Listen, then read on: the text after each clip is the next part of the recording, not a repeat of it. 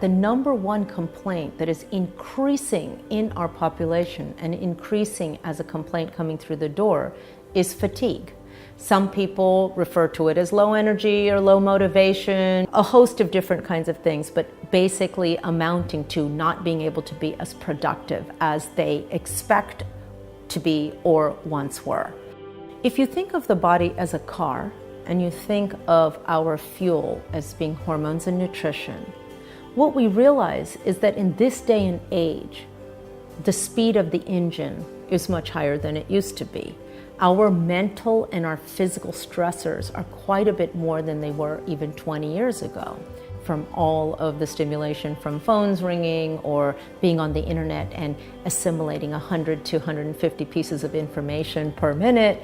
The general chaos in the world, if you look at what's happening in the electrical field around us, what you find is that we are electrically stimulated consistently and continuously in a way that we never were. And we don't have the protection of nature around us like we did.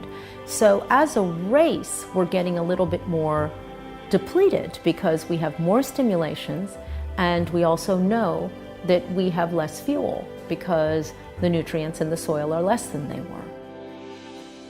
Some of the standard approaches we see to deal with this, one of them is, oh, well, let me just get back on my exercise program and I need motivation to do that.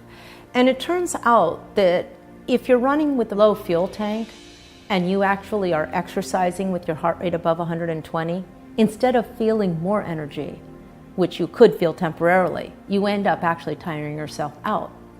The other thing I see people doing these days is energy drinks.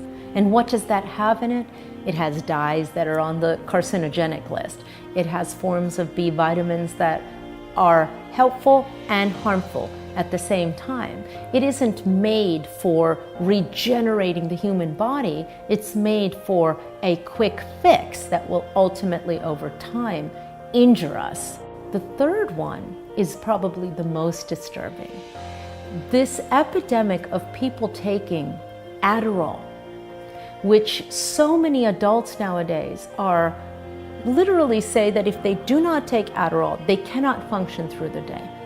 Are they Adderall deficient? They're deficient in B vitamins. They're doing too much. They're deficient in thyroid or cortisol. Once we fix that and lower the speed of the engine, we're not Adderall deficient anymore. And the problem with being on Adderall for a long time is when you start to talk to these patients over time, the dose that worked last year doesn't work anymore. You have to up it. And eventually you get to the point where no dose works because it's depleting the neurotransmitters. It's a solution that is extremely temporary and also doesn't protect you from the diseases that you're at risk for with the imbalances. So if you're B vitamin deficient and I correct it with Adderall, how is that going to protect your genes? The fatigue is coming from imbalances in multiple areas.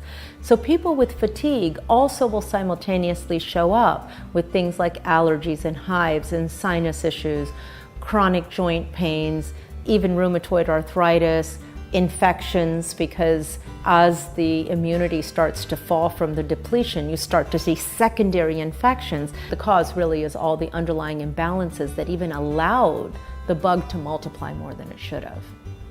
To restore energy levels, you must correct these underlying imbalances by measuring and optimizing the hormones and nutrients while simultaneously working to reduce the speed of the engine or the physical and mental stressors. I'd like to leave you with these first steps that have been tried and proven in thousands of patients and that you can start now. 1. Reduce both physical and mental activities while filling your fuel tank. This means commit to restoration in nature, meditation, joy, sleep, water, deep breathing, and following your heart in all things. Learn and practice heart-focused meditation or heart math for 5 minutes twice a day. This technique is being used by Fortune 500 company executives to reduce the drain of the fuel tank and increase the resilience and performance. there are some critical supplements that are needed to restore energy. In addition to correcting the mental and physical stressors, another step is to measure and optimize the hormones, especially the thyroid and cortisol pathways, which must be corrected to optimal, not normal levels. This means that if your DHEA or pregnenolone are less than the 25th percentile, you should take them. The doses would be DHEA 25 to 50 milligrams in the morning and the noon, and pregnenolone 50 to 100 milligrams daily, taken in the morning. Magnesium. Start with 1 capsule twice daily and increase as tolerated to an optimal dose, which is 6 to 8 caps daily. If loose stools occur, back down the dose and supplement with magnesium oil, which is applied to the skin, 20 to 40 sprays. When energy is restored, the dose can be backed down after 12 months. Maintenance magnesium supplementation of 2 to 4 capsules should be continued and increased during times of stress. Essentials 5-in-1. This is the best activator in one bottle of all the hormones, including thyroid and cortisol, which are critical for our energy system. We utilize 2 capsules at breakfast and 2 capsules at lunch. If you have a sensitive gastric system, we use the delayed release version. This particular formula has the amount of selenium, iodine, chromium, zinc, and the active B vitamins that are specifically required to make sure that the cortisol and thyroid function optimally. Next would be Adrenal Forte. Adrenal Forte is the purest and most powerful herbal energy booster available.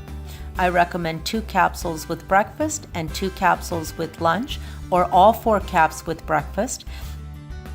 My experience in thousands of people in all age groups is that when we optimize the hormones and nutrients, decrease the toxins by drinking water and balancing the mind and the body stressors, energy levels return to radiant and vibrant, so that you can have your best life ever.